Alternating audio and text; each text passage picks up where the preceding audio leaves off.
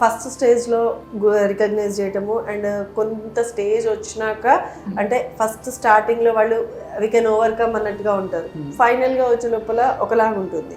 అంటే ట్రీట్మెంట్ అనేది ఈ స్టార్టింగ్లో ఎలా ఉంటుందో ఆఫ్టర్ కొన్ని స్టేజెస్ తర్వాత కూడా అలానే ఉంటుందా, లేకపోతే ఏమైనా డిఫరెన్సెస్ ఉంటాయా? ప్రతి ఒక్క ఇప్పుడు మీరే చెప్పారు టైఫాయిడ్, మలేరియా ఉంటుంది. దేనికైనా early diagnosis and treatment is better. Okay, దానికన్నా ముందు prevention is better than cure. Yes exactly.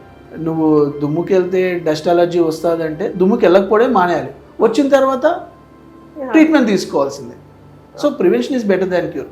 సరే మనకి ఆన్సెట్ వచ్చింది, సిమ్టమ్స్ వచ్చినాయి, ఎర్లీ ఆన్సెట్ అంటే ఎర్లీ డయాగ్నోసిస్ ఇనిషియల్ స్టేజ్లో గుర్తించి ట్రీట్మెంట్ ఇస్తే ఫర్దర్గా రిలాప్స్ ప్రివెంట్ చేయొచ్చు, ఎపిసోడ్స్ని ప్రివెంట్ చేయొచ్చు, మేజర్ కాన్సిక్వెన్సెస్ని కూడా ప్రివెంట్ చేయొచ్చు. ఎస్పెషల్లీ సైకలాజికల్ ప్రాబ్లమ్స్ ఎలా ఉంటుందంటే అండి, ట్రీట్మెంట్ ఇవ్వకపోతే ఆ జబ్బు వ్యక్తిత్వంగా మారిపోయే ఛాన్స్ ఉంది.